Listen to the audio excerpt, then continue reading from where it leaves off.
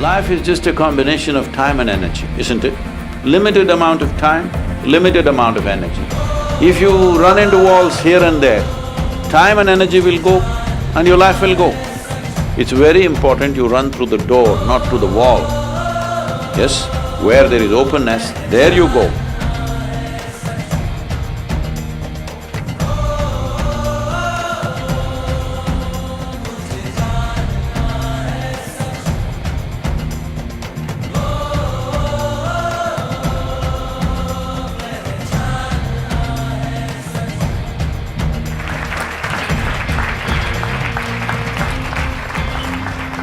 Good evening. Hey, I said good evening. Good evening. Okay. Please.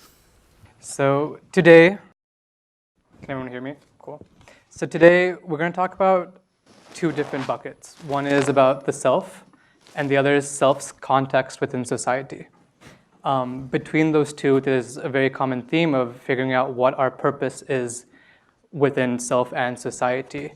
I think it's something that a lot of our generation faces. It's dubbed the millennial existential crisis, something that I've been through myself.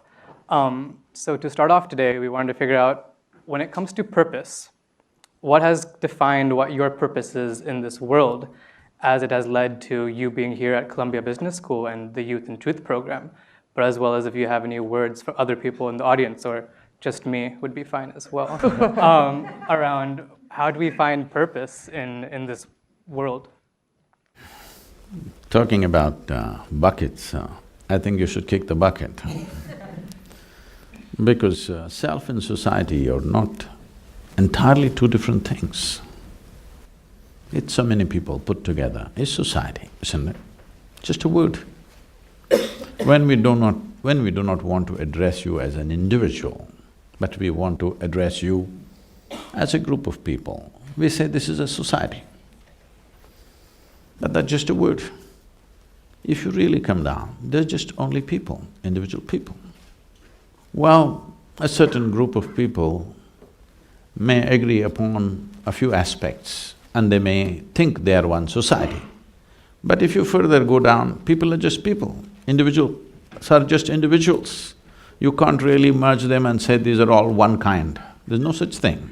Maybe there are a few things that they agree upon, which makes them into various kinds of society. If you're a secret society, maybe there are more things that you agree upon. But we should kick those buckets, because when we see that to address issues in the world, we cannot go about addressing individuals, then we make a society. When we find societies are not still effective ways to handle, then we make it a nation. When we see that is also not an effective way to handle, then we make a global situation or an international fora or something like this. So this is only in terms of when we're looking at solutions, how to find a larger solution. A larger solution is something always individuals will disagree with in so many different levels, isn't it? Is there any one thing on the planet that all of us agree on? There's no such thing. Individual people always disagree with something, but we also agree it's all right because it seems to be working for everybody. I don't like the speed limit in America, but I agree with it, all sorts of people are driving, all right, 70 miles, I'll drive at that. Once in a way I get heavy on the right leg, but fine. So, what is the mission, you're asking? If this same question was asked in a different situation, people would be… In a way, this also borders on that. People are asking, what is the God-given purpose of my life? Whatever is the source of creation, what makes you think the source of creation which created this cosmos, for which you do not know where it begins, where it ends, even keeping account of you, forget about giving you a specific purpose. Maybe the source of this creation doesn't even know you exist. Hello? Because this very solar system is a tiny little speck in this cosmic space, isn't it? Tomorrow morning, believe me, if the entire solar system evaporates, nobody will notice it. That's how small it is. In that speck, Planet Earth is a microspeck. New York City is a super microspeck. In that, you are a big man, this is a serious problem. You think there is a God-given purpose for you, this is the peak of human arrogance. Because all this is coming from the basis that has been spread in the name of religion and faith and whatever, that the existence is human-centric. Existence is not human-centric. We're just one more creature, which happened recently according to the evolutionary sciences, yes?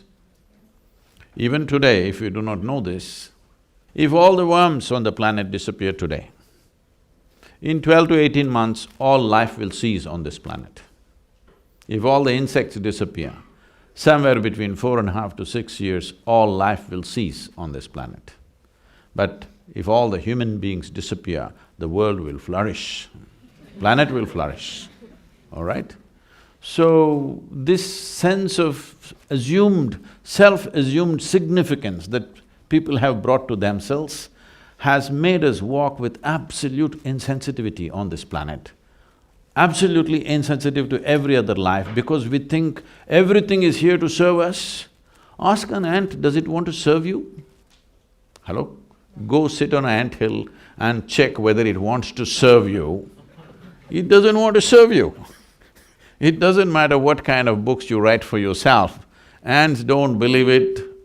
If you don't understand about the ants, you come to the southern Indian forest, the tigers definitely don't believe it, okay, that they are here to serve you, you will be served to them. So this idea, we must give it up because whenever people thought, wherever it was propagated, that I am doing God-given purpose, I am fulfilling, they did the most horrendous things on the planet. Whenever people said, God told me this, those people did the most horrible things. Hello? So it's time that we are here. As human societies, we have issues, we have problems, we have struggles. Whatever you think needs to be sorted out, and whatever you think is your aptitude to sort out, you pick up that damn thing and sort it out. It's not any God-given mission. You got to do something useful, because there is some joy in solving something. This is all the choice we have. You can either be a part of the problem or part of the solution. If you enjoy being part of the problem, do it, there'll be consequences. Yes, sometimes it's fun to create problems. Yes, it is. But it'll have its own kinds of consequences. The only thing you have to learn is do whatever the hell you want, just do it well. But for every action you perform, there is a consequence. When the consequence comes your way, if you're able to joyfully go through the consequence, you can do anything you wish. But when the consequence comes, you cry. If you're that kind, then you must control your action. What if you're just a crybaby, though? Then if you're a baby, you must be with your mother. Mothers, she said she has more than one mother, so I'm saying mothers. So on the note of purpose, one thing that I think that I'm constantly chasing is, and I would say I don't know when I've reached it, is the pursuit of happiness. I think everyone in this room, at some point, maybe now you're asking yourself, or if ask yourself, like, have you reached your pursuit of happiness and kind of understanding why it can be elusive? For me, happiness stems, like, I think of my family, because they're such a critical piece to my love and happiness, but oftentimes I feel like I lose sight of it when I'm in this room, when I'm at Columbia Business School, when I'm at work, because I'm trying to get to that next level, ultimately to help my family. But how do we keep track of what's most important, and that purpose for me being my family and the pursuit of happiness? Say You're of Mexican origin. Family may mean a different thing to you. Ask Alex, family means crime.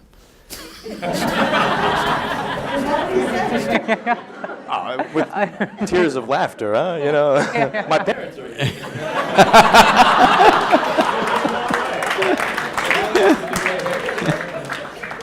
No, when a few decades ago, when the Italians said family, it meant crime, all right? So, family is the smallest unit of a society.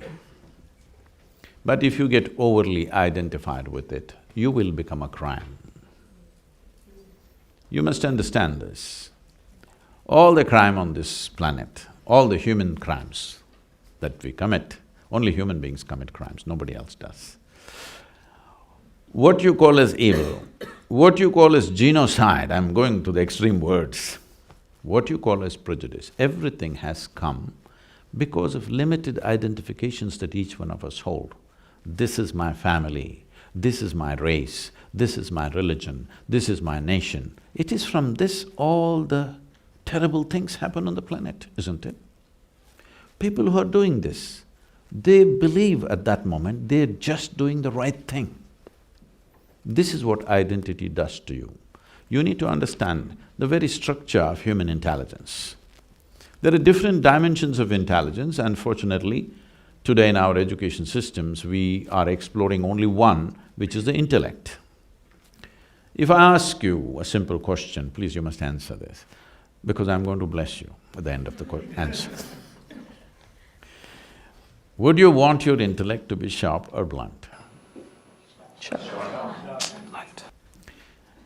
Because only if it's sharp, it works well, because it's a cutting instrument. Yes? It can only dissect.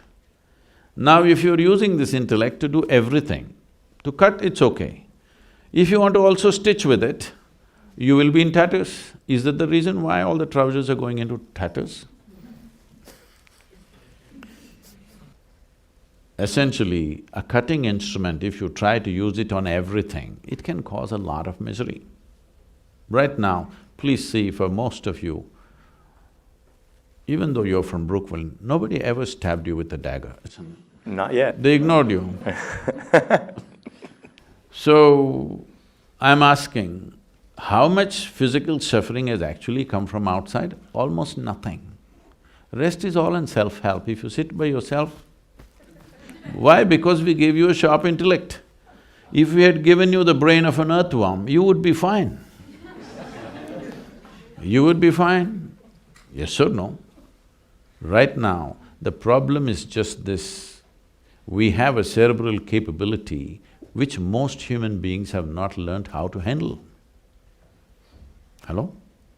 You can call this stress, you can call this anxiety, you can call this misery, you can call this cruelty, you can call this murder, you can call this whatever.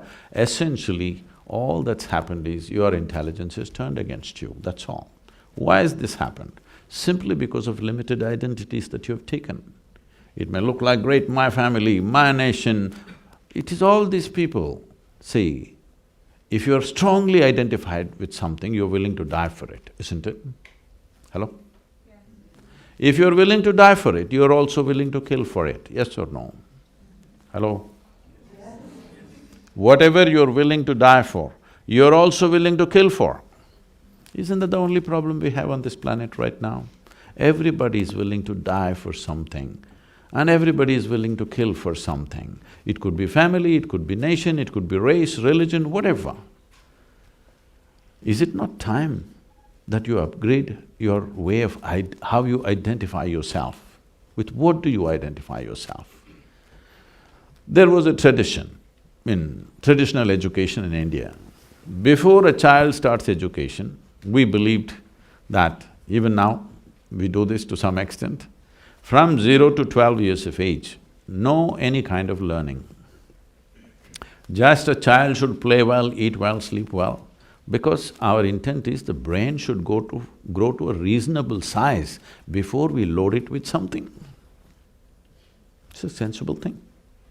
No, today they want to do speed learning at the age of 3. Some people are saying when the mother is pregnant, how to teach the child mathematics. So till 12 years of age, we don't want to teach the child anything except to eat well, to play well, to sleep. Because these 3 things will decide how your body and your brain grows. So before we start education process, there is a thing called fixing the identity of the child. So one mantra that they will start chanting is Aham Brahmasmi. This means my identity is cosmic, not even global. My identification is not with my family, not with my father and mother, not with my nation, not with my religion, but my identity is with the cosmos. See, if your identity is not with any limited thing, if you walked into this room, you actually have no problem with anybody, just like that. You may get into trouble later, that's a different matter. In transactions, friction can happen, but the moment I walk into the room, just looking at your face, I'm having problems. This is a different level of problem, isn't it? Hello? If I am identified with my nation or religion or race or whatever, the moment I step into this room, I already have a problem. Before I meet you, before I really have a chance to have trouble with you. When transactions begin, frictions can happen. That's a different matter. But just by looking at your face, I'm having trouble. This is because we are identified with something very limited. And the nature of your intellect is such, please look at this very carefully. Anything that you identify with, your intellect will strive very hard to protect that identity, always. And your intellect is like a knife, it cuts. Whether you physically pull out a knife and stab somebody, or you poke people with your intellect, it could equally hurt, isn't it so? Hello? Huh? Yes. Can you hurt somebody with your thought, your emotion, your idea, with your words and whatever else? Just the way you look at them, you can hurt them. So intellect is essentially a cutting instrument, a sharp instrument, because you said you wanted sharp. I hope you kept it sharp. It's important to keep it sharp, otherwise it doesn't work. So, the moment you identify with something, your intellect is striving to protect that identity. Young people, it's very important that if you cannot imagine a cosmic identity, at least a global identity is a must for you. Otherwise, you being empowered by education, you are the source of future disasters.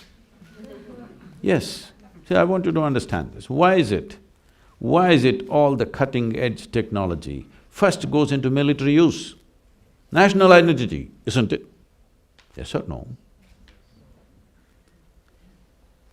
The most powerful tools in the world are all designed how to eliminate you one day. So our brains are working to protect our identity all the time. Well,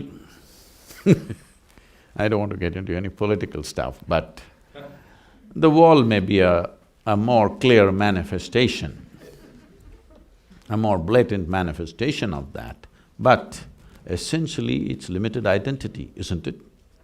Why is it that I wouldn't like to kill my child, but if you are walking on the street to get $10 out of your pocket, I will slash you? Why? Because you're not mine, isn't it?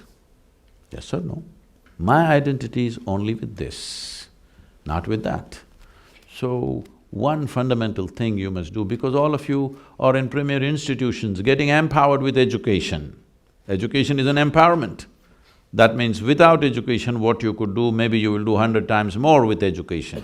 When you have such a possibility, it is very important. Your identity is not a limited identity. At least identify with the planet and all the life on this planet, if you can't think of cosmic.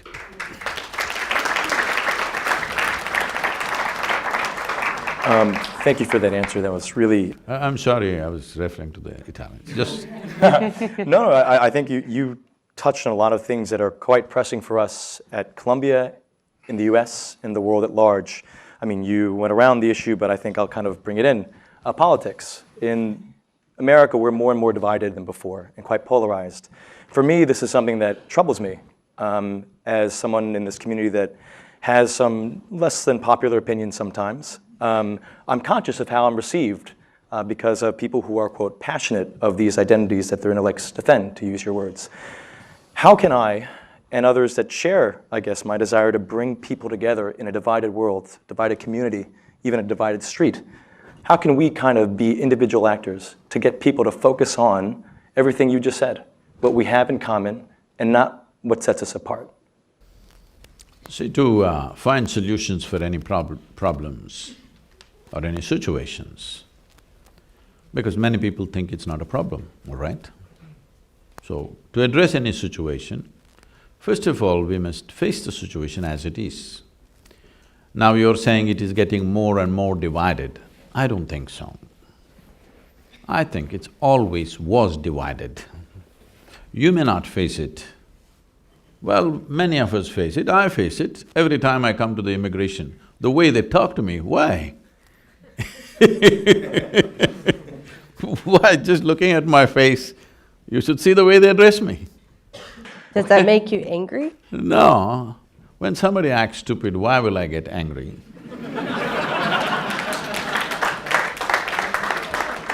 When somebody is exhibiting how small they are, compassion, not anger, pity. If I'm in a bad mood, pity. If I'm in a good mood, compassion. Anger is not the thing because you're just showing how small an egg you are. You're still an egg, you are not hatched, that's all I'm saying. So, you must understand, very deep-rooted divides have always existed in this society. You don't want to face it. You've been glossing over it for a long time. You can't… look, I'm sure you're not naive enough to believe in just 2.5 years of your celebrity president, suddenly country has become divided? Come on, it always was divided. Now the language has reached the top. Yes or no? Yes. It's just that the language is coming to the surface. I think it's better come to the surface than just boil inside forever. At least let everybody face it, this is what we are. Hello? You must face it. I'll tell you, I come to the immigration, I follow all the rules, I have a global entry, all right? I come. After I pass the immigration, because constantly I'm in all kinds of bright lights, so these fluorescent lights kind of irritate me, so I wear my shades. After I've crossed the immigration, when I come to the baggage, do you know what? This not happened once, this happened a few times. They asked me to come and take off my glasses. I said, why? They said, you want to come to my office? I'm saying, what the hell are you trying to enforce on me? There are many others, white Americans walking around with glasses. You don't ask them to take it off today, I'm telling you in 21st century, all right? So you don't believe you are a just and fair society, suddenly because of a new president something has happened. I'm glad he's bringing it to the surface. The leadership is talking that language. Otherwise it's been there, you may not face it. You may not face it because of the color of your skin, many of us are facing it. Yes. If you walk into some of these golf clubs and stuff, I can play better than them, but if I walk in there and say hello, they'll just look through me, all right? So, if somebody is going to be hurt by this, they could be hurt, I'm not that kind. I just see it's their pathetic condition of mind, that they're like that. So it doesn't bother me, but suppose I'm seeking a job or I want to do something else, I'm sure they would make sure that things don't work for me. Yes or no? So this is not a new happening, it's been there. Maybe slowly things are changing, but I think it's good, it's coming to the surface, it's up in your face, you're facing it, you're embarrassed by it, it's a good thing. That is a first step to transformation. Am I saying something wrong?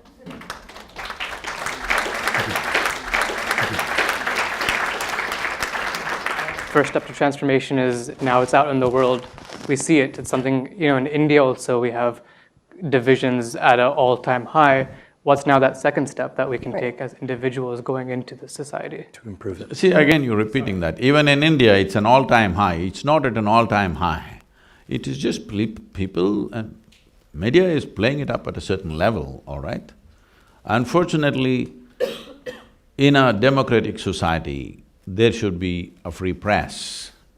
Unfortunately, all media across the world is owned by some corporation or the other. It is no more free. It is no more free, it is tangled up with money, big time. There are no more dedicated journalists. I'm not saying they're not at all there. Largely they're not there, they're all serving a company, all right? Yes or no? Hello? It is time we produce some journalists because media is not just another profession in a democratic society. It is an important pillar of democracy. Yes? Without it, democracy will slowly go away into something else.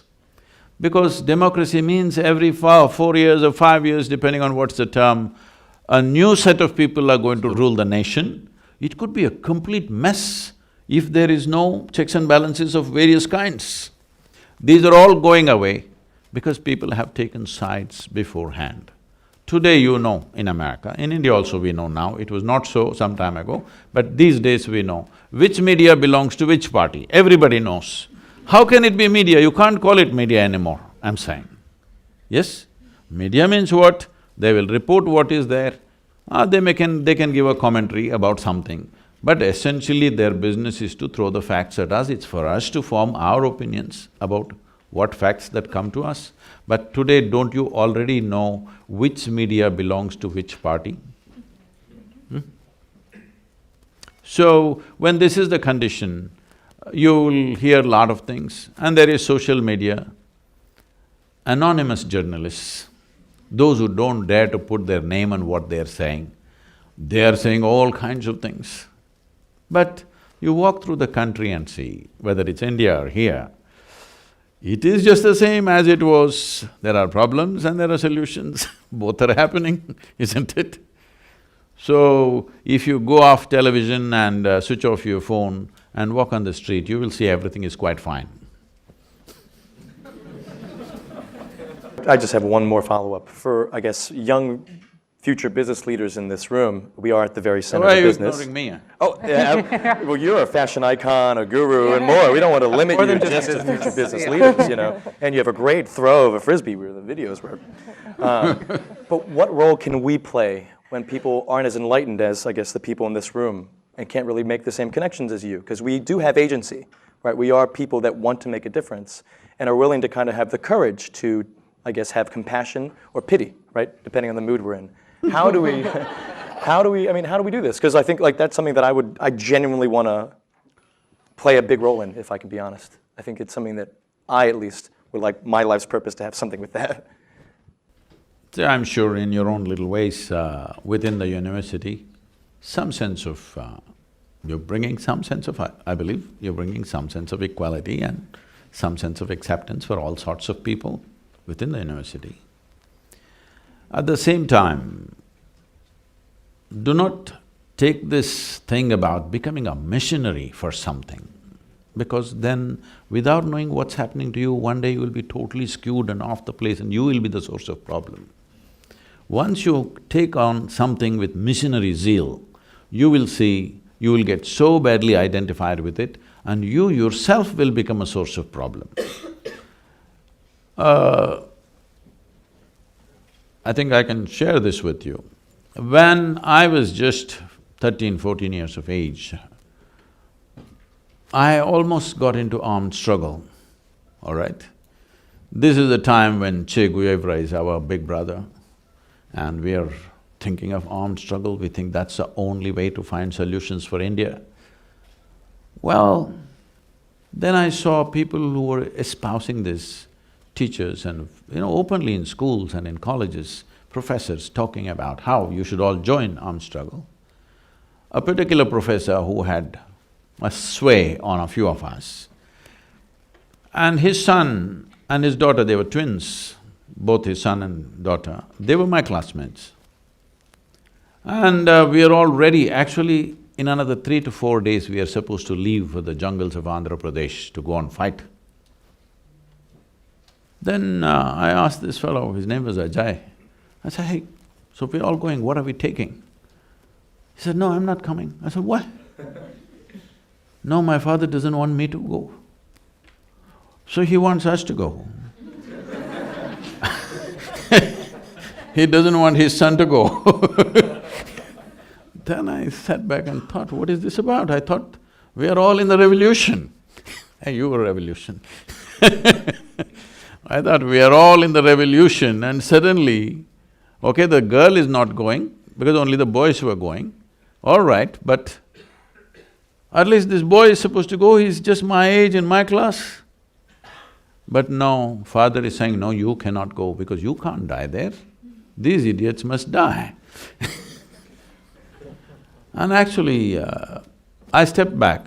I participated in various mildly bordering on revolution, sticking posters and doing this and that, giving that kind of stuff, writing very strong what we thought was justice, but actually when I look back and see, so juvenile and unjust by itself. At that time it looked like this is justice. One thing we must understand, the moment we speak about justice, I know this is a delicate thing to speak in America, but I want you to look at this with absolute openness. The moment we speak about justice, unknowingly we will talk about revenge. Slowly we will just slip into that. So, is justice needed? Absolutely. But I'm saying the moment you start talking about it, it's like freedom. The moment you say freedom, you'll start doing freaky things. Because freedom is a consequence.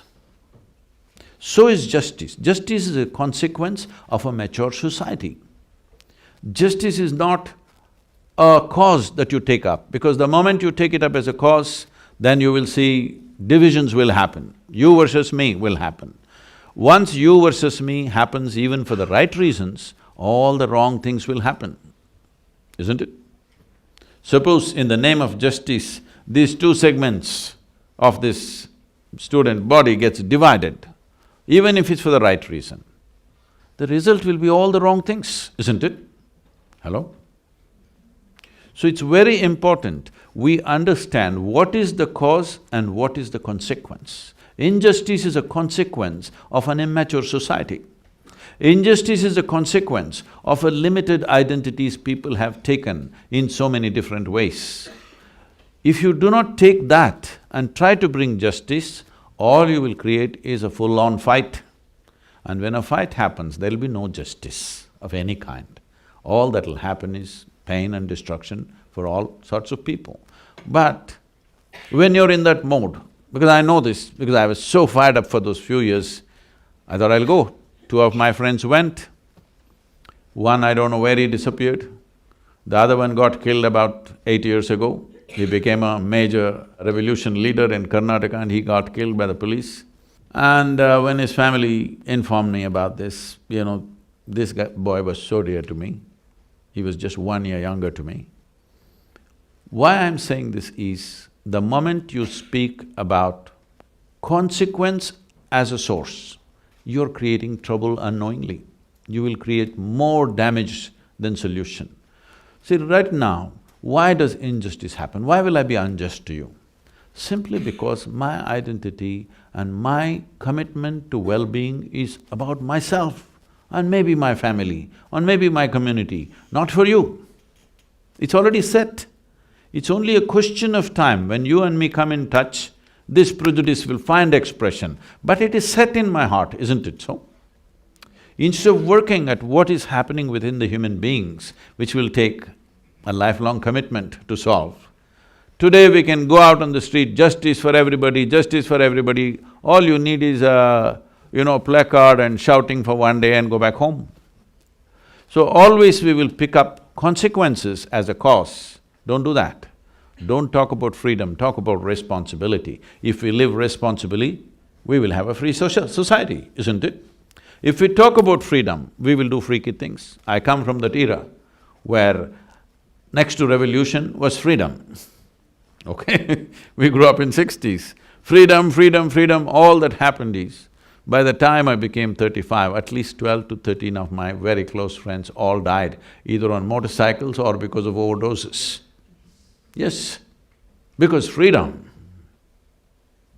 So, freedom, justice, equality, these are all consequences of evolving a human being to a certain level of maturity. If you are not willing to do that work on individual level, that each human being here evolves to that level of maturity, if that you're not willing to do, these things will only cause more trouble.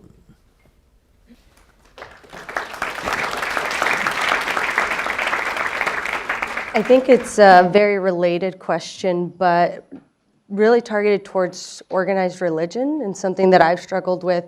So I understand, the pursuit of freedom, justice, but oftentimes what I've struggled with in regards to religion, I grew up Catholic, I'm Catholic, is its view and limited acceptance of the LGBT community. And the fact that I am LGBTQ and trying to understand how I fit in, and oftentimes I was not accepted. It depended on, how progressive a church was, but how do you see religion playing a role in the justice, in being more tolerable, compassionate towards people from different sexualities? A bishop went to the mental asylum, not as a patient but to give a talk. So they gathered people like this. He spoke. Nobody was listening to what he was saying, they were all busy with their own things. But there was just one guy in the front row who without batting an eyelid was listening and drinking up every word that he was talking. Nobody else, not a single person was listening except this one guy. After an hour-long speech, the moment the talk was over, that guy got up, went there, like there is a dean in the hall, there was a medical professional there. He went to him, said something to him and then left. So the bishop was very eager to know what that guy said, because nobody else was listening, he was the only guy listening. So bishop inquired with the doctor, what did that guy say? He was listening to me very keenly. So the doctor said, he just asked, why am I in and why is he out?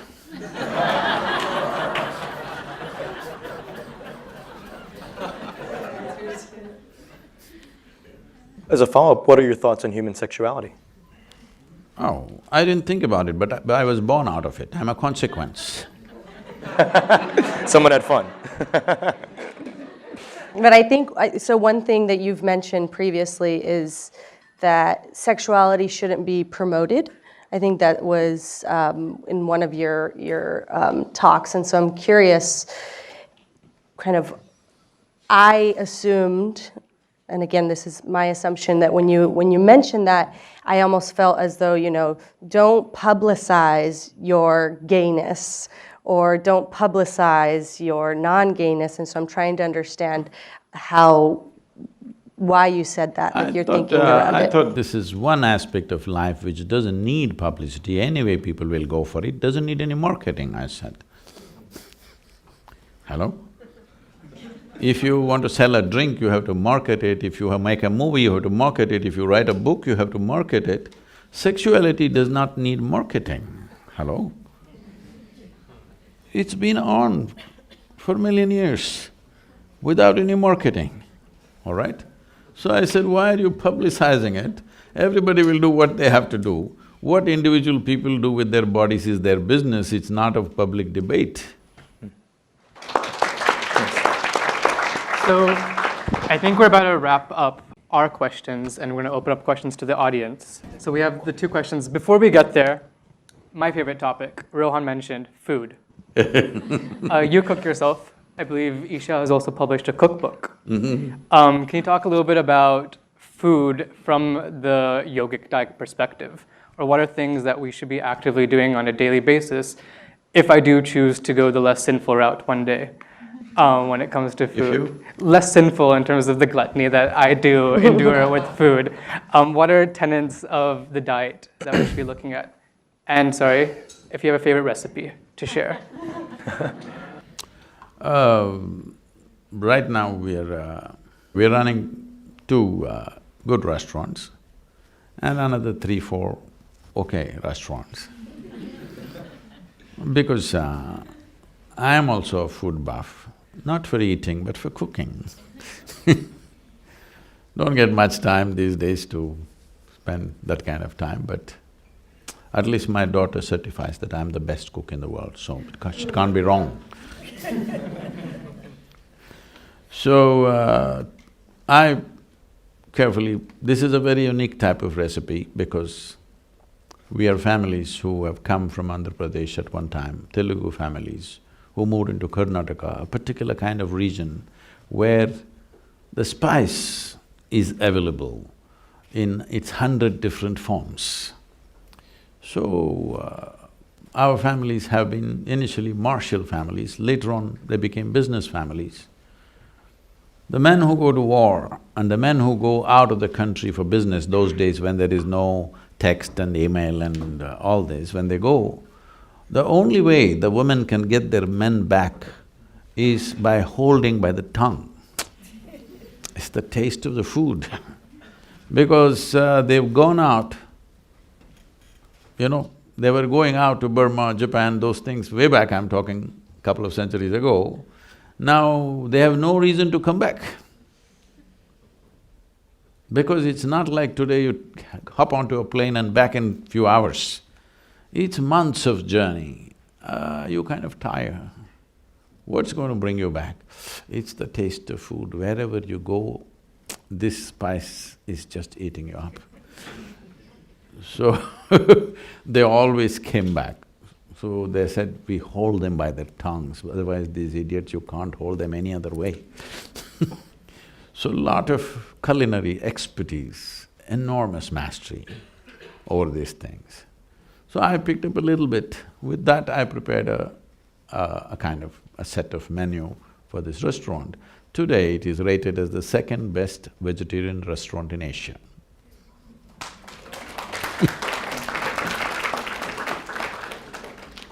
So if you happen to be in Chennai or Hyderabad, you must go and eat there.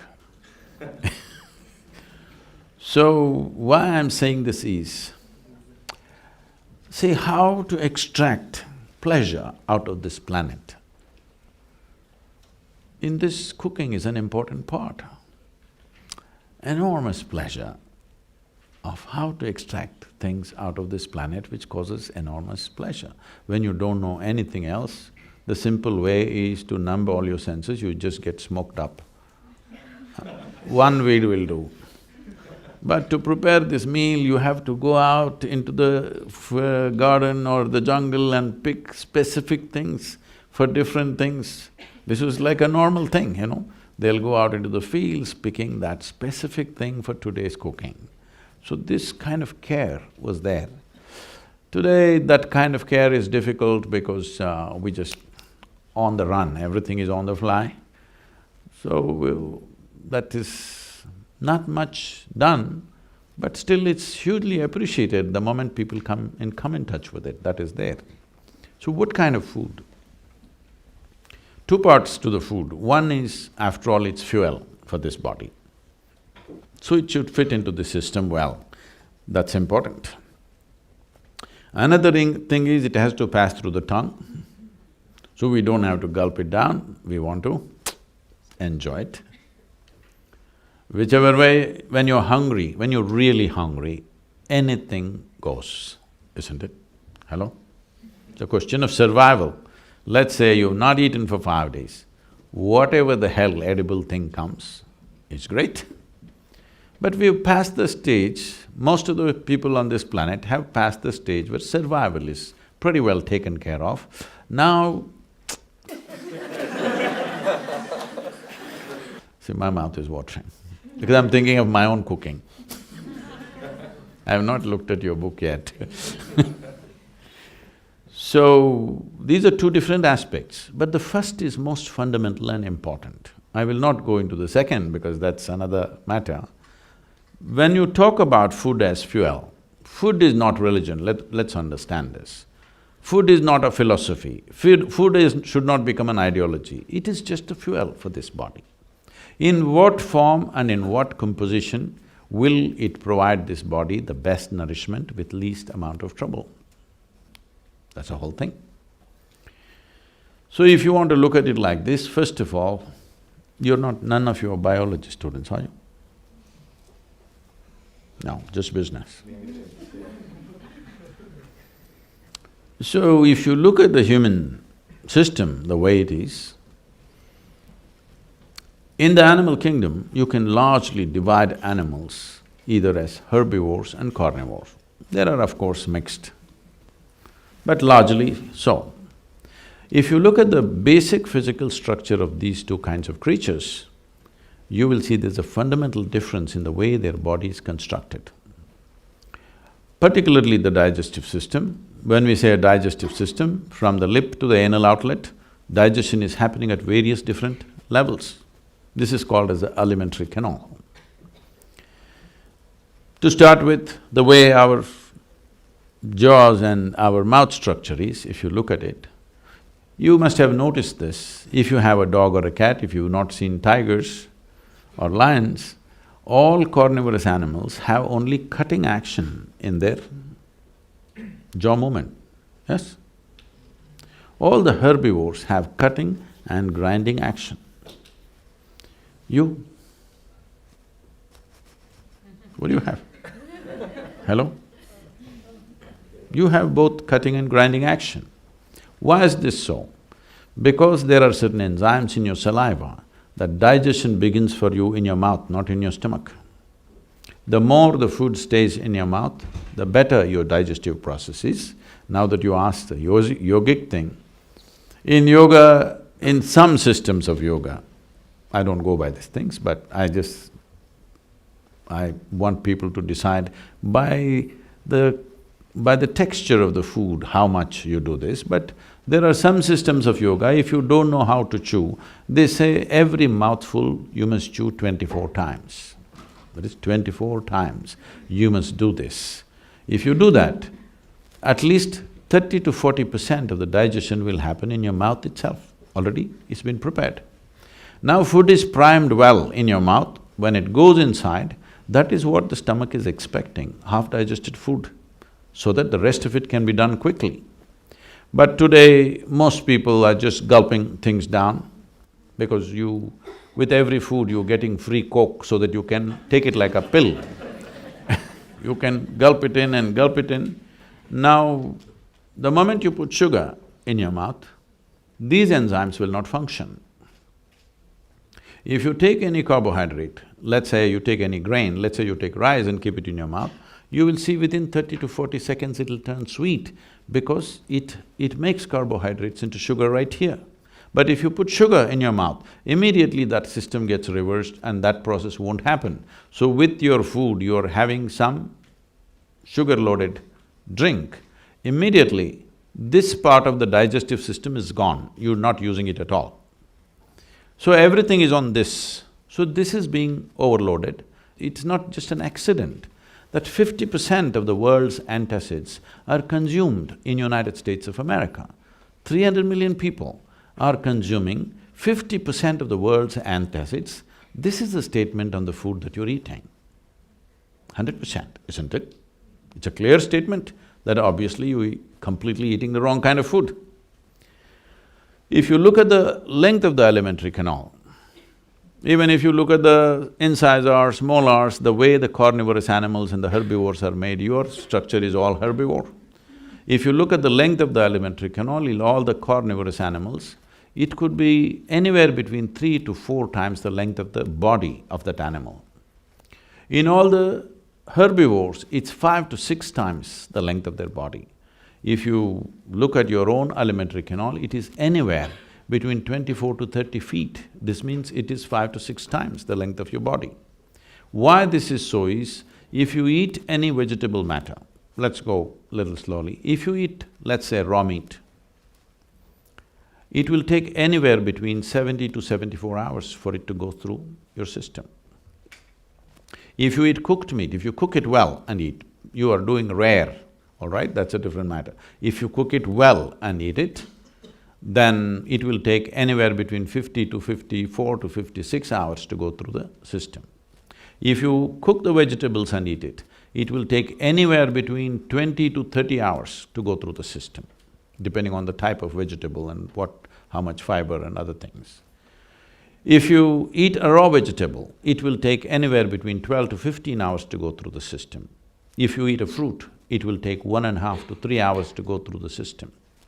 Any food which stays in your body for long periods of time is excessive bacteria in the system. You spend a lot of energy just to fight them down. And if it stays in the body, today there is enough medical science to tell you, in Ayurveda, in the Eastern systems of medicine, whatever problem you go with, first thing is they'll purge you, because a clean colon is a symbol of health. But the moment you're eating certain types of food, your colon can never be clean. There are issues and problems today. The amount of colon cancer, intestinal cancer is so heavy because one thing is they're eating food which is not suitable for the system, another thing is they're eating old food. When I say old food, almost anything, everything, if I walk into any store, what I see is any food you want to buy is at least a month or 2 months old. Still, in India fortunately, except in big cities, still, if we want to buy a vegetable, it must be plucked today morning. It is plucked at 6:30 in the morning, we cook at 8:30, 9, when the vegetable is still alive, we want to eat it. And it'll make a world of difference. Today people are talking about farmers' market, organic stores and works, but this is how the world lived 30, 40 years ago, before you business guys totally messed it up. So those of you who… I know all this is not possible for everybody to maintain, don't go by what I say. Don't listen to anybody when it comes to food. Just learn to listen to your body.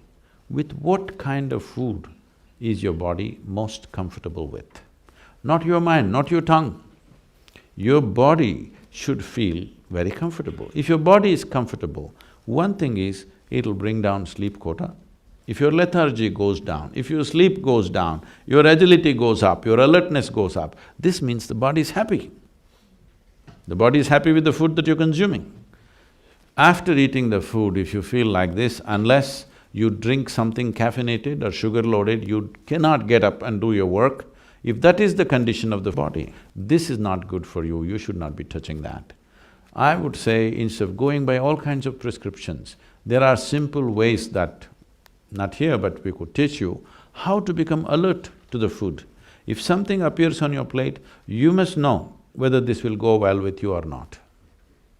It's happened to me many times. I'm always with food, but I'm saying sometimes food is being laced with some poison or something. If it just comes before me, I just look at it and say, I'm not eating this, it's not good. Something is wrong with it, seriously. Simply because your body is capable of that. You just do one thing, throw something to your dog, not your pet dog, he's become like you. If you… a dog which is free, if it is free, Brooklyn, there's still some dogs free. Free dogs are there. They're hipster dogs, they got mustaches, you know. If you throw something to him, one sniff, he knows whether to eat it or not, isn't it? How come you don't know? You're supposed to… in the evolutionary thing, you have the most sensitive neurological system.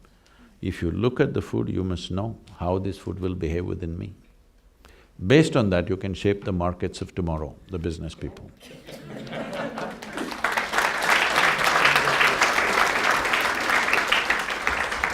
So on the note of what we're consuming and putting in our bodies, one of the things that I'd like to know the truth about is the increase in addiction.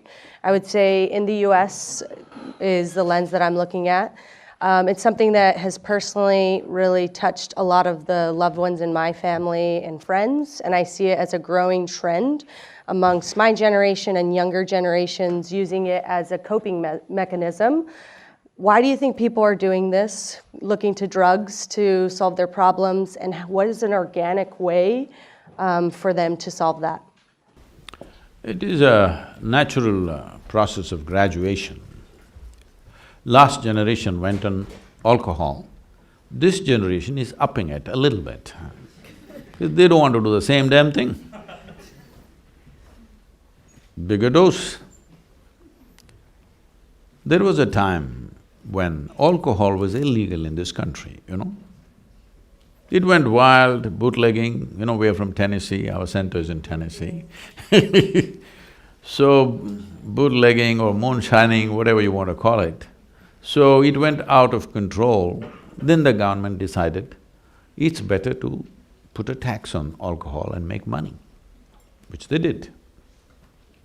Now they decided it's better to tax marijuana and make money. Believe me, watch my words, another 25 years cocaine will be legal. Why not, I'm asking. I was… in India also there are students campaigning, why can't we make marijuana legal? This generation, they do not know, in the valleys of India, Nepal, Bhutan and the northeastern states of India, marijuana grows whole valleys, you understand? Nobody ever bothers to touch it. A few people, somebody was nothing to do in their life, they smoke themselves up. Rest will not touch it because it's all over the place, all over. I've trekked extensively in Himalayas. Just we're walking through hash, this high, chest high. Simply you have to walk through the hash plants. If you just do that, it'll stick to your hand, you can roll it up and you can smoke. Yes. Oh, some of you are looking dreamy, oh, this is the place to go. But now we are suddenly making this into a big thing.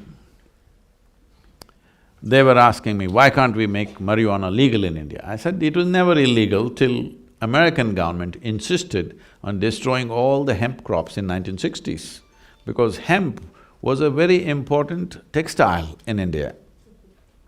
But in 1960s, they insisted from America because they couldn't make out the difference. Though hemp and marijuana are same species, they are of a different kind. Hemp grows up to 15 feet, marijuana grows just about 5 to 6 feet tall.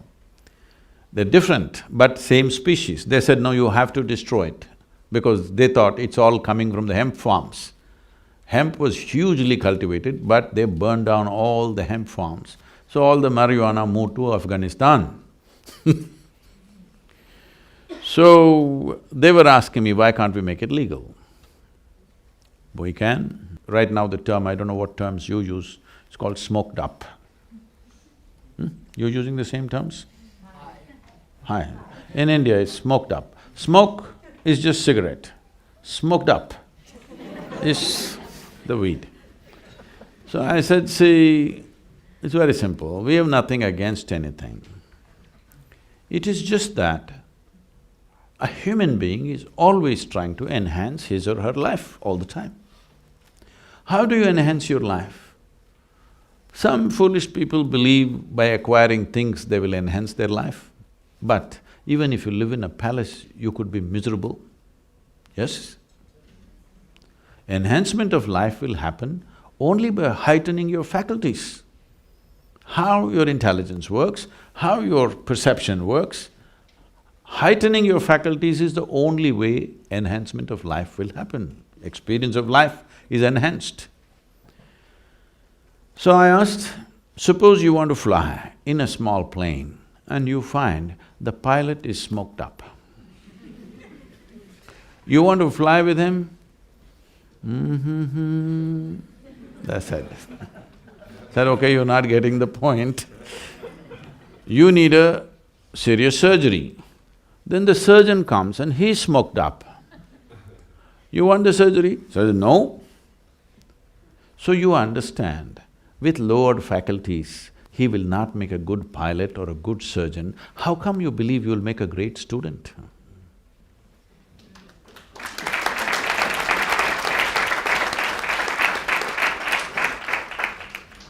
Changing gears slightly, I have a question submitted by the prolific Anonymous. How do you, Sadhguru, decide between your principles/goals/priorities versus the person you like the most? The goals and principles both come from the same mind/heart. And I will note, Anonymous used the word like, but we can also use love in there too. But I guess the question is, how do you reconcile your own goals and principles versus the person you like or love?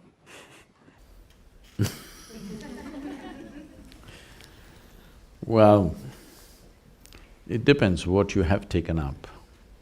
If your goal is just to earn a certain amount of money or comfort, for somebody who matters to you, you should be willing to drop those silly things. But if your goals are such that it is not about your comfort, it is not about your money, it is not about anything, but it's a larger goal for the well-being of the people, then you don't have to take a decision. Decisions will happen. They will just happen. You don't have to decide. One other question by Sumit. How do you stop taking yourself and start enjoying the process without losing the passion for your goal? See, I know this has become a very goal-oriented society. I think when I was conversing with you there, I was kind of talking about this. You know, every year in the month of November, we have a 4-day business event called the Insight. So we limit it to about 200, 220 people. The top CEOs from across the world come, some of the top business leaders come. This is a very unique module where we pick up some super successful people and new successes. We kind of break down their success into a lesson plan and all these people go through that. It's a program that's on. So, every time, inevitably, almost every time, somebody will always ask this question. Sadhguru, we pick up the best people from the best universities. Every year we have to upgrade their salaries. In spite of that, our organizations don't work as well as your organization. What is the secret? And we can see you did not pick them up from the best universities, and above all, you don't pay them anything. They're all volunteers. But everything seems to be working better. You must come and see how our events work and how the yoga center works. All volunteers. That means nobody's trained for the job. They just have enormous enthusiasm. They're not trained for the job, they're not qualified. And you can't fire them for inefficiency because they're volunteers. How to fire them? You try to manage a situation like this, you'll go nuts in 3 days, believe me, flat. But I'll not go crazy because it's a different process. So I said, see, this is all the fundamental differences. I have continuously worked with people to make them devoted to the process. You guys are dedicated to the goal. Whatever you think is your goal right now, probably in 5 years it will not even be relevant to you, all right? So you are wasting your life going in a direction which may not mean a damn thing to you in a little bit of time, possible. Unless you don't grow, you freeze, then the same damn thing will mean something to you all the time. Otherwise, if you're evolving and growing, what means a lot to you today may not mean anything in another 5, 10 years' time, possible or no? So this goal business you must leave. Who are you to set the goals? Because your goals in some way are related to the world, isn't it? Why are you setting the goals? Right now, there is a situation. Whatever is your area of engagement, You involve yourself in that. If you do your best with what's happening today, tomorrow will be better or no? Hello? This entire process is about being devoted to the process. What will happen to me? What will happen to me? Where will I go? Where will I go? Shall I reveal the secret to you? Hmm? The last scene of your life is you'll be dead. That's where you will go. Where else do you think you'll go? It is just that how wonderfully you conduct the process of life, isn't it so? Hello? You're looking at life as a race. See, the moment you think of a goal, you want to get ahead of him, isn't it? It's a race. If you look at life as a race, you must get to the finish line first. This is not a race.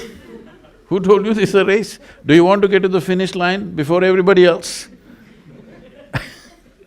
No. Life is in its process and its detail, isn't it? How deeply you're engaged with the details of today will determine the quality of what we create tomorrow. Yes? If you do not engage yourself with the process of today, if you succeed in your goal, you will be miserable. If you do not succeed, of course, you will be miserable.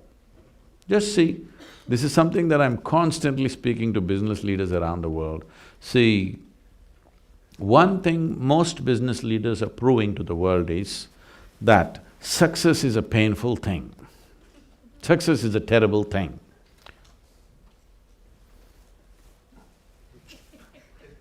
I was just talking to a group of board members of one of the top companies in India. This is a multinational company. The board meeting, all of them should come with jackets and ties for the board meeting. I said, see, people make you board members because they put their money. Common people have put their money, nation's economy is involved with the success of your company and variety of things. But they made you the board members because they believe you guys are sensible people. You will do something that they cannot do with their own money, isn't it? Isn't it the reason why somebody invests in somebody's company? That you are going to do something with my money that I am not able to do by myself, that's the idea. But you guys come with a jacket and tie in 40 degrees centigrade. I don't think you got any sense in you. Oh. This is your mindset. What kind of decisions are you taking? See, in 40 degrees centigrade, you have a necktie. Should you not display sense in every aspect of your life? Can you be just sensible in one thing, rest of it you can do in a stupid way? Is it possible? If you're sensible, the very way you walk, you conduct yourself, everything you will conduct yourself sensibly, isn't it? So this is very important. This is because we become goal-oriented. No, you must become process-oriented. If you are devoted to the process, goal will happen. In India, this is a big question, everywhere we go, the last question will be, Sadhguru, that's okay, but Indian team, how can we beat Pakistan? Cricket team. I say, don't bloody try to beat Pakistan, for that there is Indian army. If you want to win the cricket game, don't beat Pakistan, bloody hit the ball. Hello? Yes or no? You hit the ball. If you hit the ball well, you may win. I want to beat Pakistan, of course you're going to make a fool of yourself. So, we want to get to the goal without handling the process. Life does not work like that. If you want flowers in your garden, you don't have to buy perfume and go and spray to the roots. You throw filth at the roots, flowers will come, isn't it? Isn't this a process? Do you become a good gardener because you sit in… I'm sure a whole lot of people in New York City are doing this, they sit in front of their plants every day, they meditate, flowers, flowers, flowers. Doesn't work like that. You take care of the soil, the manure, the water and the sunlight, flowers will come. Consequence is not your business, process is your business, isn't it? If you do the right things with what's happening right now, consequence is coming. If you get engaged with the consequence, you will become miserable. Whether it comes or it doesn't come, both ways you will become miserable. So I think we have about 30 minutes to take audience questions. If anybody has, just shoot right there. Namaskar, Sadhguru. My name is Radha Kulkarni, and I'm a Columbia alum and studied policy here, not business. And I work at the United Nations now. But before I get to my question, your talks are both inspiring and grounding at the same time, and that's a difficult balance. So thank you so much for coming to Columbia and speaking with us. Much appreciated. So my question to you, Sadhguru, is that there's so much suffering in the world. Like when I travel on work or otherwise, one observes that on the one hand, there is even lack of basic peace, or there's so much violence, and on the other hand, there is even lack of basic resources and abject poverty.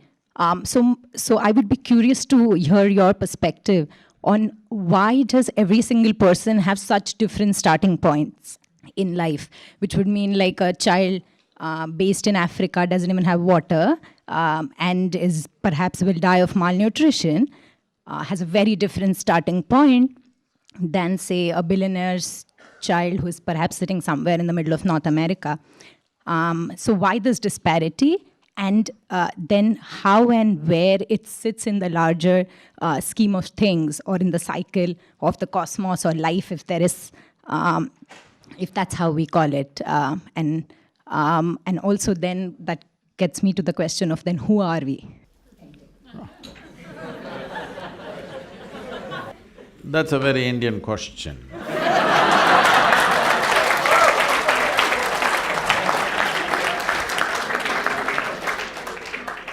You must know,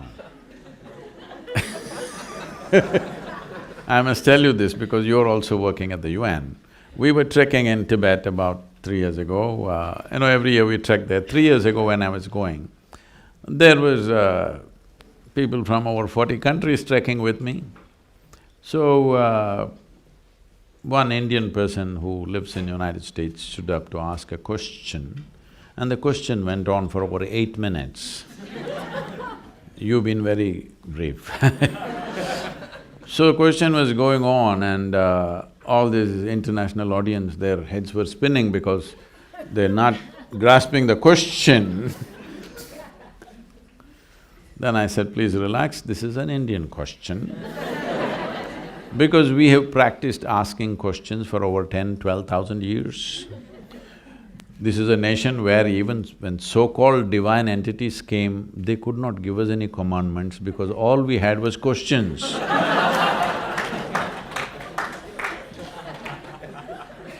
Relentless questioning. Then one Chinese lady who was working in United Nations for more than 30 years, she said, Sadhguru, even in those 30 years when I worked in United Nations, only Indians asked questions. Anyway, so why there is disparity? I thought you know the answer. There is disparity because those who have don't care about those who don't have. It's very simple. Those who have want to take more and more. Those who don't have, just don't have. There are various aspects. It found expression in many different ways, started with imperialism, and even now we're always seeing, every nation is seeing how we can take the maximum resource from everywhere else, isn't it? So, we know the source of the problem. What is the solution? The question. So, solution-wise, see, in 2016, they are telling me, some studies say, that in 2016 we produced enough food for 18.6 billion people. But we were only 7.1 billion people on that day. But still, 35% of the planet is malnourished. You were talking, you know the statistics better than me, you're in the United Nations. when we are producing 3 times more food than we actually need for the population, still 1/3 of the population is starving. Millions of children die of malnourishment all over, not just in Africa, even in India. India has the highest malnourished population right now. You know, it's an evolutionary process. You know Charles Darwin? He told you that you were all monkeys, not me, okay? He told you were all monkeys and you became human. And today, the genetic scientists are saying that the difference between you and a chimpanzee in terms of DNA is only 1.23%. 1.23% is not much of a difference, isn't it? Huh? Hello? Not much of a difference, isn't it? So physiologically, that's how close we are to a chimpanzee. But in terms of our intelligence and awareness, we are worlds apart from a chimpanzee. Right now, largely, the first question started with that, largely our identities are still biological. If you say my race, it's biology. If you say my family, it's biology, isn't it? Largely, human identities are still biological. When you're biological, you're set within a small boundary. And when you're biological, your instinct of self-preservation is at its highest. In your intelligence or in your brain structure, there is something called as a reptilian brain, which is approximately the size of your fist here. So that is still working like a reptile, fixing boundaries all the time and trying to protect that boundary, which finds expression in so many different ways. But there's another dimension of intelligence, which is the cerebral cortex, which makes you a human being today, which thinks and struggles with these issues. If you were a tiger, you wouldn't care that, you know, a goat's child is hungry, you wouldn't care because after all it's your food, all right? But once you become a human being, you actually don't care, but still one part of you which makes you human makes you struggle. You need to empower that. As a humanity, we need to empower that your instinct of self-preservation must go down and the longing to expand, which is always there within us. See, today it is finding expression as ambition, conquest, or maybe simply shopping. What is this all about? You want to be something more than what you are right now, isn't it? Yes? Now the question is, if you become something more today, tomorrow are you fully settled? No, you want to be something more and something more and something more. So you seem to be going towards some kind of goal in installments. I'm asking you right now, how much more will settle you for good? What do you think? How much more? Suppose I make you the queen of this planet. Will you be fulfilled? I'm asking. I'm asking you. Don't look at me hopefully. I will not commit such a blunder.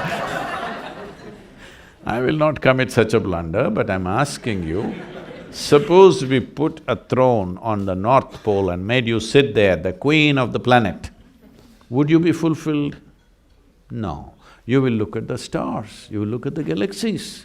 This is the nature of the human being, because there is something in this human being that doesn't like boundaries, wants to expand limitlessly. But right now the consciousness is constipated. You know what's constipation? That means things happen little by little. You want to expand, but you want to do it in small measure, as if you're going to live here for 1,000,000 years. So you have to move, every human being, all these business students, you must move from your personal ambition to a larger vision. Ambition means constipated expression of growth. Vision means seamless expression of growth. This must happen to you. How much should you grow? You should not determine this. You must gas yourself fully, make yourself competent, enhance your competence, let's see how far it goes. Yes? Let us see how far it goes. Why should you fix the limit? Because whatever limits and whatever goals you set are just an exaggeration of what little you know today, isn't it so? Huh? Yes or no? Today what little you know, you are exaggerating it and thinking this is ambition. No, this is constipation. I know being in the university, now you passed out, being in the United Nations, you have much knowledge about many things. But all your knowledge, even if you have studied the libraries on this planet, all your knowledge is a minuscule compared to what this cosmic space is, isn't it? If you identify with this minuscule knowledge that you have, you will become a minuscule. Because you're such a minuscule, endlessly you will feel insecure about anything and everything that's happening to you. See, he lives in Brooklyn, still nobody stabbed him. What are you insecure about? In yoga, we have another system. We call this the intelligence of ignorance. We always identify with our ignorance because our knowledge is so small. Our ignorance is boundless. Yes or no? Huh? What we do not know is boundless, isn't it? What we know is so little. So you identify with what you do not know, then your life will expand rapidly. Your intelligence will stay alert through your life. If you identify with knowledge, your intelligence will sleep and you'll make a fool of yourself with a big degree. Yes, it's very important. If your human intelligence is on, it is very natural to be inclusive. If your reptilian brain is on, it is very natural to be exclusive, to put up walls. So as a human society, as nations, we have put up walls and walls and walls for everything, isn't it? The very damn marketplace is a big wall, it's a Wall Street, all right. The markets are controlled so that everybody does not thrive. Yes or no? Markets are controlled, industry is controlled so that everybody does not thrive. Anyway, you didn't ask me what happened to this food that we grow for 18.6 billion people. You must find out, you're in the UN. You must find out, all of you must find out, why we produce food 3 times than what we need and still 1/3 of the humanity is starving. Why? Shouldn't your humanity want to find out? Please, you must find out.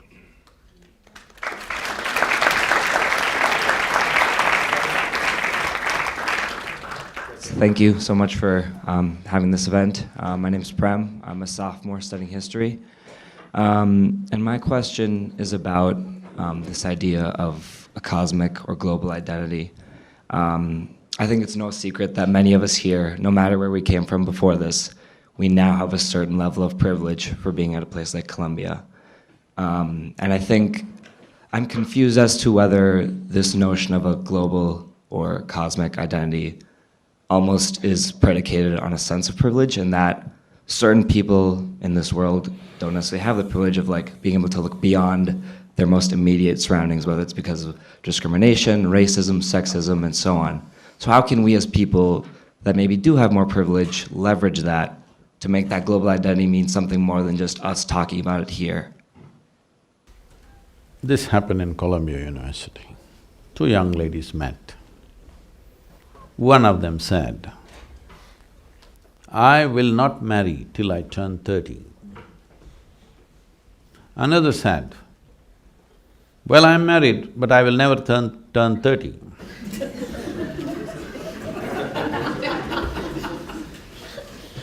So, we must understand the investment in problems that people have made. When my business is… your problems are my business, I don't want your problems to go away. Hello?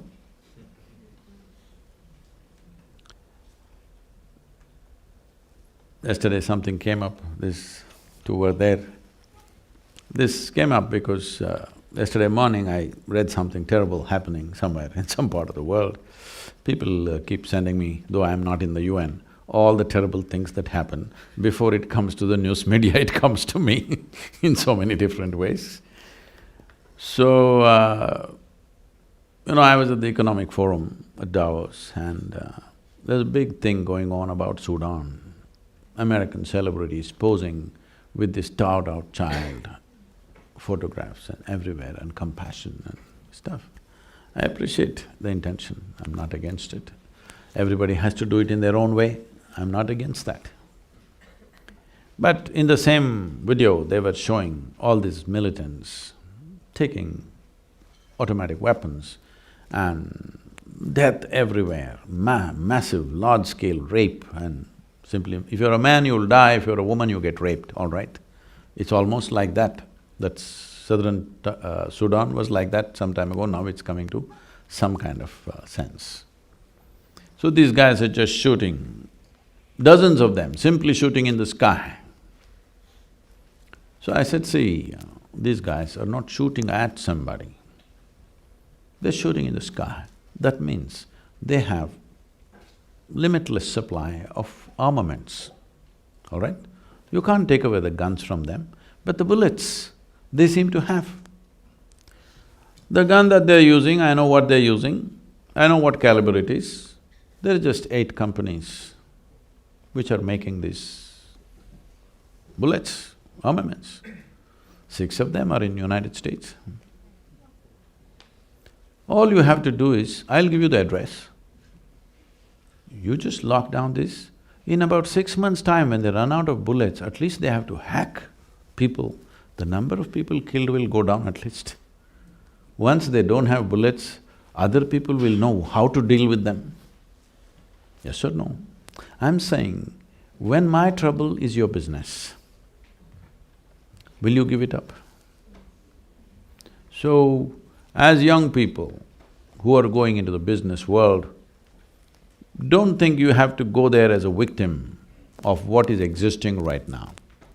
I'm not trying to blame everybody. This is how we've shaped it. All of us are responsible for this. Till now, this is how we've done business. It is time to change it. And last 20 years, everybody… there are lots of commentary in social media, why is he always with corporate leaders? Oh, he's become corrupt, he's moving with this person, that person. Because I see today, if you want to change the world, not just business world, if you want to change the world, how we do business has to change. It is not the success of military, it is not the success of politics which makes a nation, it is the success of business which makes a nation. So how are we conducting our business is important. If you don't transform the business leaders, how the hell are you going to change anything? When I was at the Economic Forum, somebody important there asked me, Sadhguru, if we have to do one thing for you to transform this world, what is it? I said, just give me 25 people for 5 days. I will change the world in the next 2 to 3 years. They asked, who are these 25 people? I named the top 25 leaders of the top 25 nations in the world. I said, see, normally with ordinary people, 2.5 days is enough to transform them. But these are politicians, so 5 days, I'm just taking insurance. 5 days you give them to me, if the way they think and feel about everything around them, even if there's a 10% change in the way that they are looking at the world, if they become 10% little more inclusive, the world will change dramatically, believe me. The food that we made for 18.6 billion people, one thing is we don't have to exploit the planet so badly to feed 7 billion people. And on that, 1/3 of them are hungry. This can be solved if these 25 people make up their mind. Yes or no? Hello? So it is very important. Today you're sitting here in the university as a student, but tomorrow you are part of a larger company. Well, when you join up, you may not be able to decide how to run this company. But don't become a victim and give up. This is all the choice you have.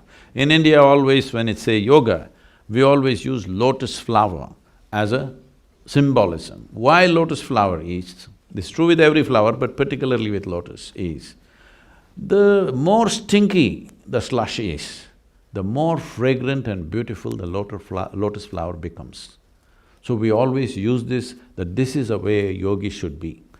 When you see filth, you can become allergic to it and become an ascetic if you wish. Or when you see filth, you say, everywhere filth, let me also become filth. Lot of people become this. Or another way is, you transform the filth into your flower. This choice you have, wherever you are, whatever role you play, you have this choice. You are always a part of the solution, not a part of the problem. This one thing you do, depending upon your competence, let's see how far you go.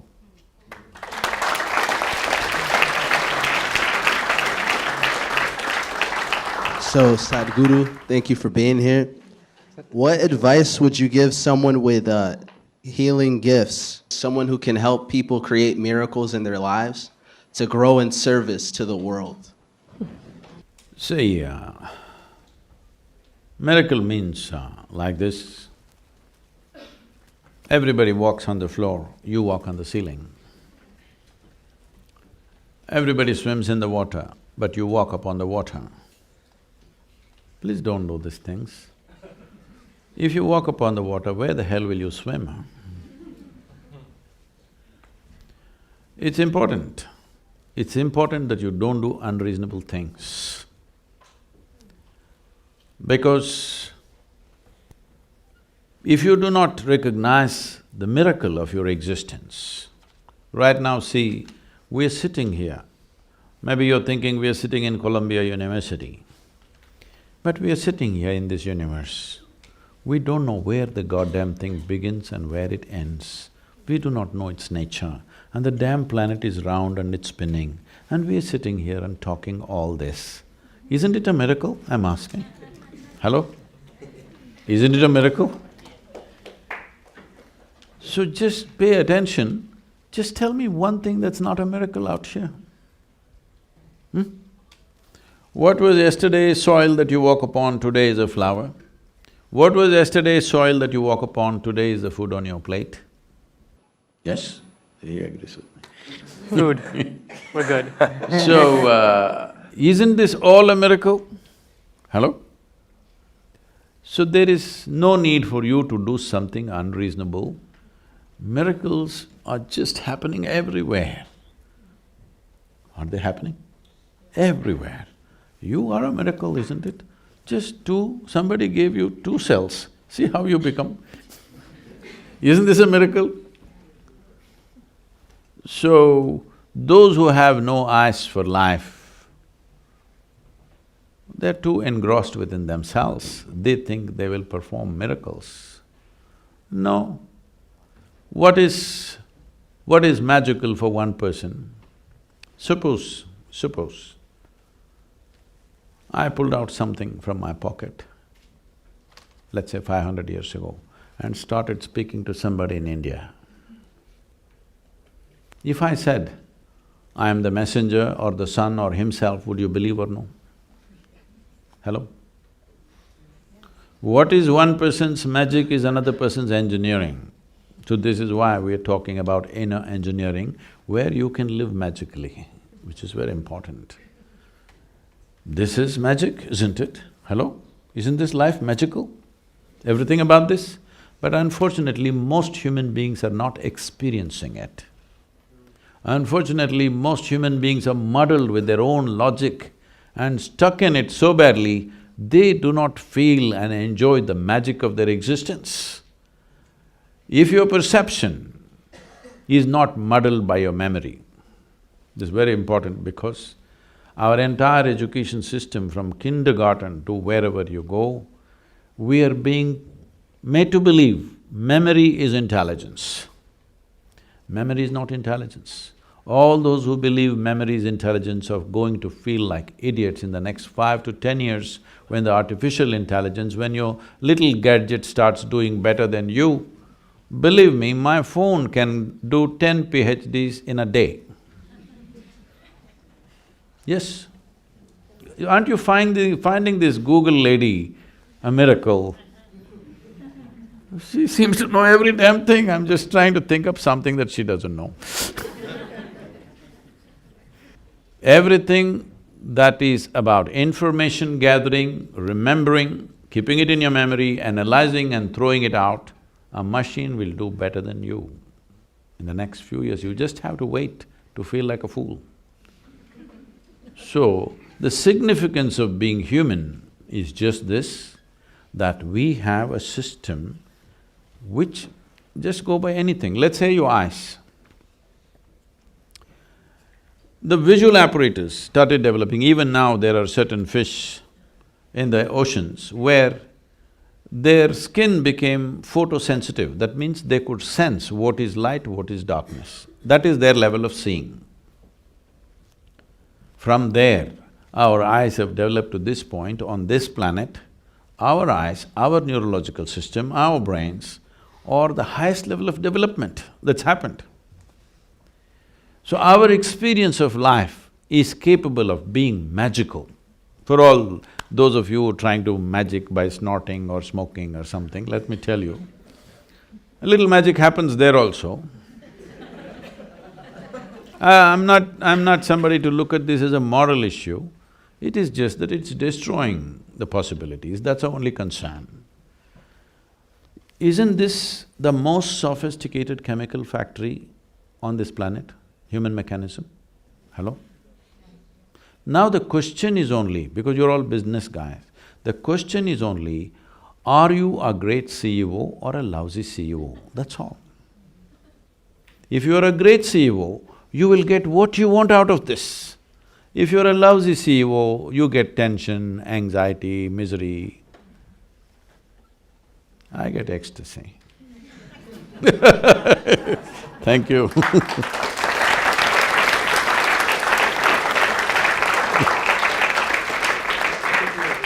Hi Sadhguru, thank you for being here. My name is Matan, I'm a first-year MBA student. My question is actually also about identity.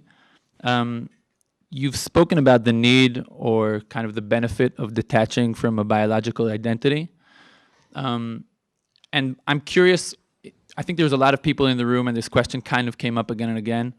If somebody wants to kind of to act positively in society, there's an instinct to start from that biological community, from the people that you identify with biologically. And since you've spoken about that need to detach from that identity, where do you suggest, like, what's the alternative to starting from that biological community? And maybe I've understood you the wrong way, because I see you shaking your head.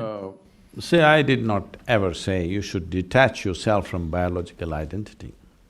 Instead of seeing your mother, father, brothers, sisters and whatever, the larger family, as your biological identity, why don't you see that they are the first people that you have access to? You can work most effectively only where you have access and acceptance, isn't it? People are always telling me, Sadhguru, you must come and work in Africa. I said, no, I will not work in Africa. Because if I want to go into Africa, I would like somebody to give me at least $5 billion before I enter Africa, because without that hand-holding, you can't make a difference there. You cannot. You will go there and waste your life, nothing will happen. I work in India, because in India, if you give me $10, I will make it into $1,000 in effect, because I have access and acceptance with the people. This is not because of my nationality I work in India, simply because the access and acceptance is so good that if you give me $10, I will make it into $1,000. But if I go to Africa, if you give me $100, it'll become $1, because there is no access and acceptance out there. And the problem there is of a different nature. It's a completely different nature. So where you choose to work is not a question of your nationality or your ethnicity or your family. Where you have access and acceptance, that's where you must start, otherwise you'll just waste your time and energy. Because life is just a combination of time and energy, isn't it? Limited amount of time, limited amount of energy. If you run into walls here and there, time and energy will go and your life will go. It's very important you run through the door, not through the wall. Yes? Where there is openness, there you go. Then you want to turn around and come there, that's a different matter. But you must always start work where there is acceptance and access. Without access, what will you do? You'll just beat your head on the wall.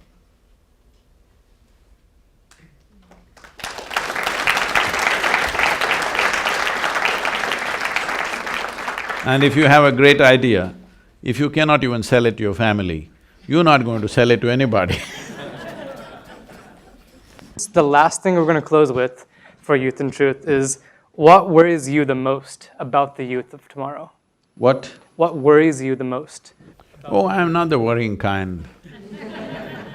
Because this nonsense that every generation is worried about the next generation, I'm not that kind. The previous generation was worried about me. And they didn't know a thing about me, they just worried about me. I'm not worrying about you.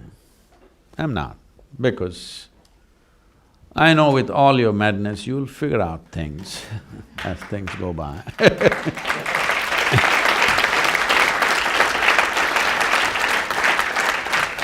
It's being worried about the next generation always is a ancient malady. You must see what Socrates said about the next generation. He said they have no respect, they don't stand up when elders come, they're not thinking straight, they're going to ruins. Well, 2000, 3000 years ago, the guy is talking the same thing. Time to change that. I'm not worried about you because I see for the first time in the history of humanity, this generation is empowered in ways that nobody had imagined possible. Yes? Our survival is better organized than ever before. And if we want to change the world, no better time, because I want you to recognize this, because many great beings have come right from ancient times. In their own… every generation had their greats. But even if they raised their voice and spoke, hardly 25 people heard. Today, if you have something sensible to say, you can say to the whole damn world. Do not underestimate that. So one thing you should do as business people and young people is clean up that space a little bit. All kinds of idiots are saying things loudly, sane things are not really getting across. Yes? Because still social media, I feel, will mature. Probably in the next 5–10 years, people will know how to filter it. But there is a concern because the way we are using these technologies against ourselves and against everybody else. When I say against, there are many things. They're telling me 70% of the data is pornography. And they're telling me on the internet, over 1.2 million children below 15 years of age are being sold for all kinds of filthy things. I think as a society, as human beings, when we start selling our children, that means we've hit the bottom. What do you think? Hello? We really hit the bottom, isn't it? So, these are things that young people can change. I'm just saying, how many in this campus? 5,000. 5,000 people. If 5,000 people meet and you're determined, you want to change the language and the direction of what's happening on the internet, believe me, you can do it. 5,000 people, if you get active, just do it. Let's make it happen.